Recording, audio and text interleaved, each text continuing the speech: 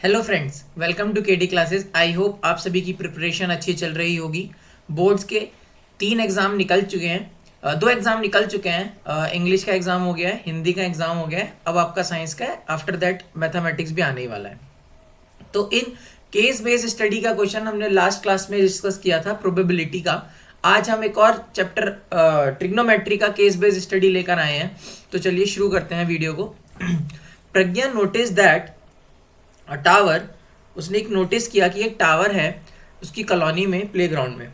She sees that it being held a wire attached to the top of the tower and the wire makes an angle 60 degree with the ground. Using these information find the answer of the following question. देखिए करना क्या है, पहले तो एक tower बना लेते हैं। कुछ टावर जैसा बना दिया मैंने।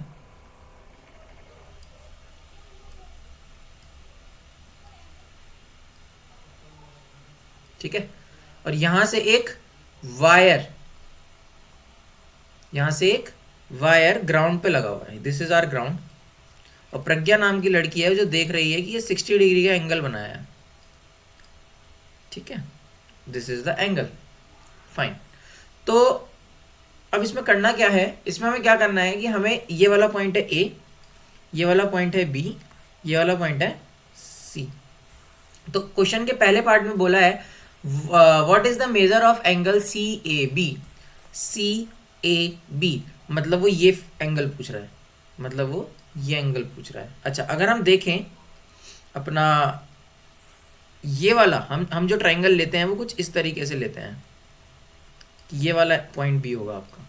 ठीक है, तो ये वाला पॉइंट आपका क्या हो जाएगा, बी हो जाएगा। तो ट्रायंगल ए बी सी, तो ये वाला एंगल क्या हो जाएगा, 90 डिग्री हो जाएगा। ठीक है, तो इसमें अब हम आराम से पाइथागोरस की कहानी लगा सकते, वो ट्रिग्नोमेट्री की कहानी लगा सकते हैं कि अगर ये वाला एंगल 90 है तो ये वाला एंगल कितना डिग्री का होगा। ठीक है, तो अगर हमें ये वाला एंगल निकालना है तो हम इसमें लगा सकते हैं sum angle property. Sum angle property कैसे लगा सकते हैं कि angle A plus angle B plus angle C is equals to 180 degree होता है। The sum of angle of the triangle, sum of angles of triangle is equals to 180 degree होता है। ठीक है, तो इसमें हम क्या बोलेंगे, एंगल ए कितना है हमारे पास, एंगल ए है आपके पास जो हमें निकालना है, एंगल बी है आपके पास 90 डिग्री और एंगल सी है आपके पास 60 डिग्री, 180 डिग्री हो जाएगा। फिर आपका हो जाएगा angle A plus 150 degree is equals to 180 degree हो जाएगा।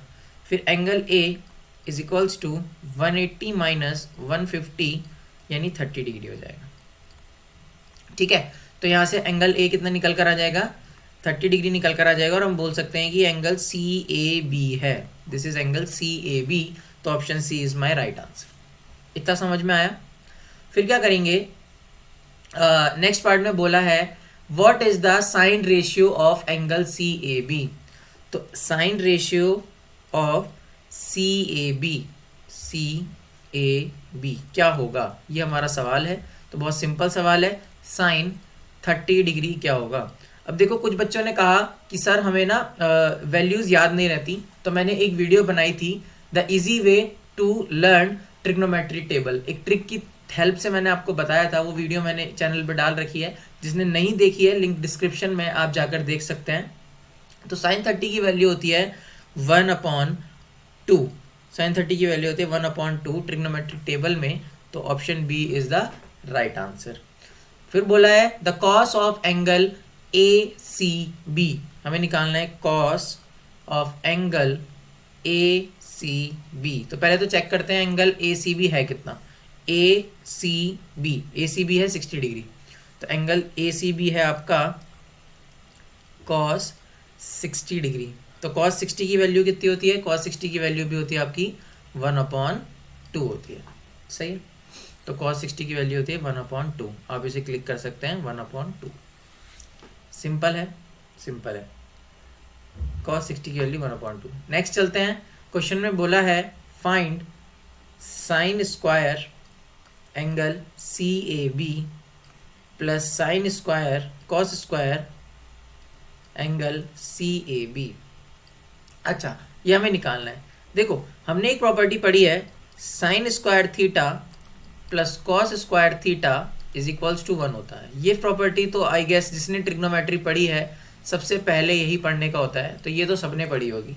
अगर इन केस नहीं भी पढ़ी तो आप इस क्वेश्चन को सॉल्व भी कर सकते हैं। कैसे सॉल्व कर सकते, देखो यहाँ पर एंगल थीटा है, यहाँ पर एंगल थीटा है, तो sign square theta plus cos square theta 1 होना चाहिए, तो इसका आंसर तो टेक्निकली 1 होना चाहिए। लेकिन अब हम चेक करते हैं कि इसका आंसर 1 कैसे होगा।